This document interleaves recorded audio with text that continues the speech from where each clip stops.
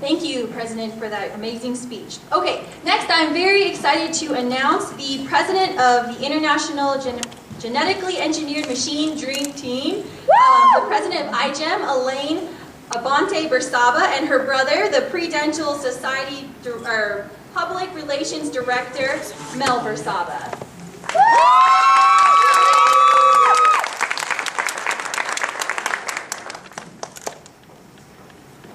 Good evening, ladies and gentlemen, President Johnson, faculty, family, and friends of the graduating class of 2012. We are humbled and consider it a privilege and honor to be standing here before you.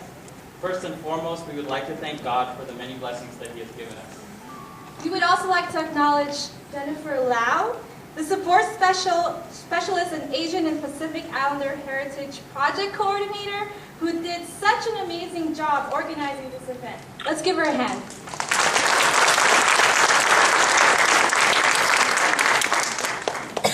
And we would also like to recognize our parents. We love you guys. And their names are Marilyn and Elvis Bersaba. And we also want all the parents of the graduating class of 2012 to please stand up so we could honor you.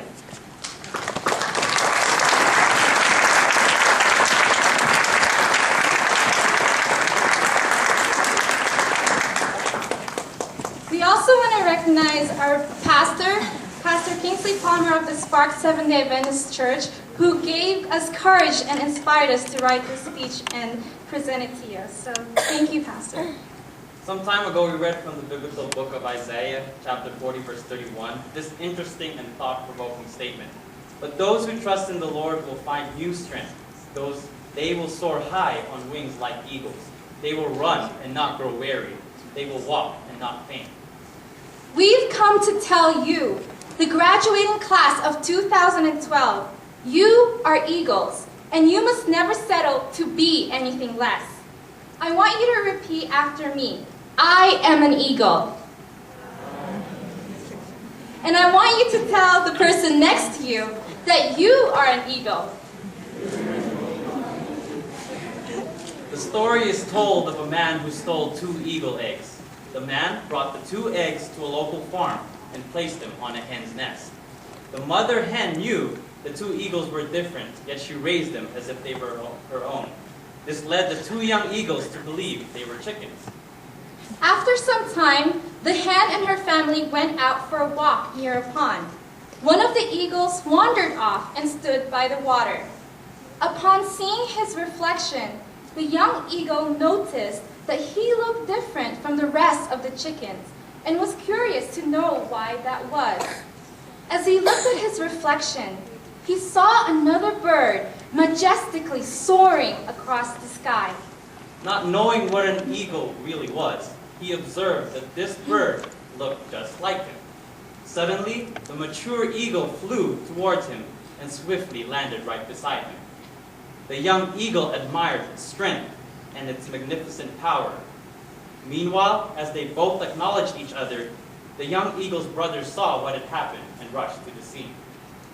After a brief moment of contact, the mature eagle took flight once again. The young eagle, awestruck by what he had just seen, realized that there was something more to life than what he had been taught. Having observed the mature eagle, he began to discover who and what he truly was. He was born to fly. With the support of the mature eagle and without wasting any time, he immediately began to spread his wings. Determined to reach his goal, he tried countless times and struggled in ways that no one can even imagine. Despite the pain, the bruises, the scars, and even the setbacks, giving up was not an option. Why? Because he was born to fly. Finally, after several failed attempts, the young eagle emerged victorious. To this day, we do not know what became of the brother who still thought he was a chicken. But what we do know is that the young eagle never settled for life in the farmyard ever again. So what can we learn from the story? There are 3 main points we would like you to think about. The first is that even though the eggs were displaced, habitat and circumstances do not have to determine who you are and what you can become. Take a look at Jeremy Lin, who was the first American of Chinese or Taiwanese descent to play in the NBA. Look at his success with the New York Knicks after previously being cut by 2 other teams.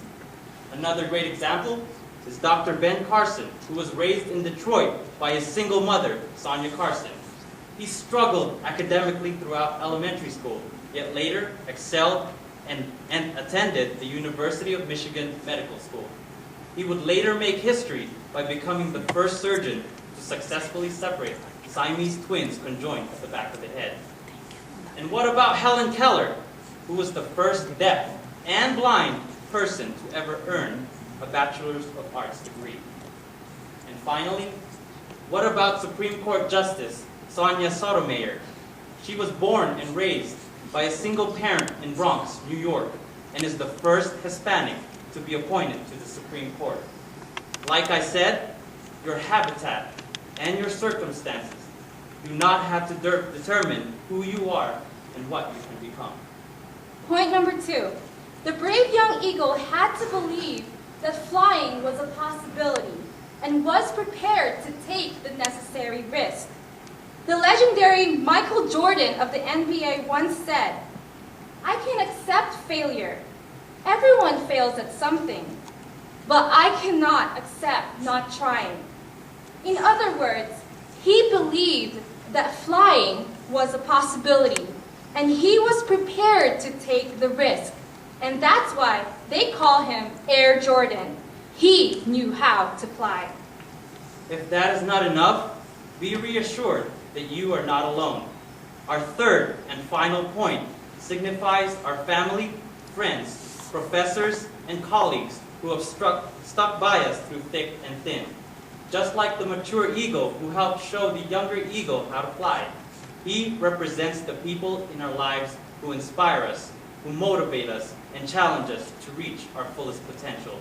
Without them, we would not be the eagles we are today. And so, class of 2012, look at those people around you. We should all ask ourselves this question: would we be the success we are if they had not taught us how to fly? So to the eagles of the graduating class of 2012, where do we go from here? To the undergraduates, you have just found your wings, so fly, but don't stop there. And to our graduate students, now that you've mastered how to fly, the time has finally come for you to soar. And so we close with this poem written by Marianne Williamson and quoted by Nelson Mandela, the former president of the Republic of South Africa. It is entitled, "Our Deepest Fear." Our deepest fear is not that we are inadequate. Our deepest fear is that we are powerful beyond measure. It is our light, not our darkness, that most frightens us. We ask ourselves, who am I to be brilliant, gorgeous, talented, fabulous? Actually, who are you not to be? You are a child of God. Your playing small does not serve the world. There is nothing enlightened about shrinking so that other people won't feel insecure around you.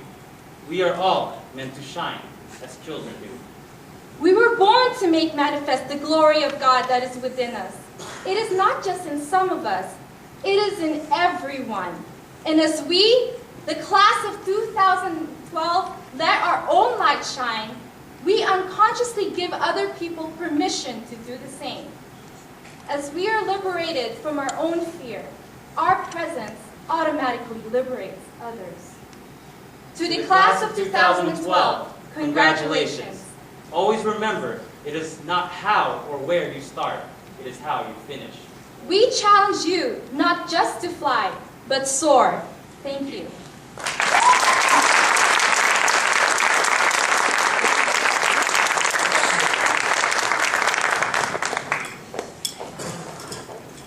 Thank you so much, Elaine and Mel, for that wonderful speech. Please, one more time to our graduates.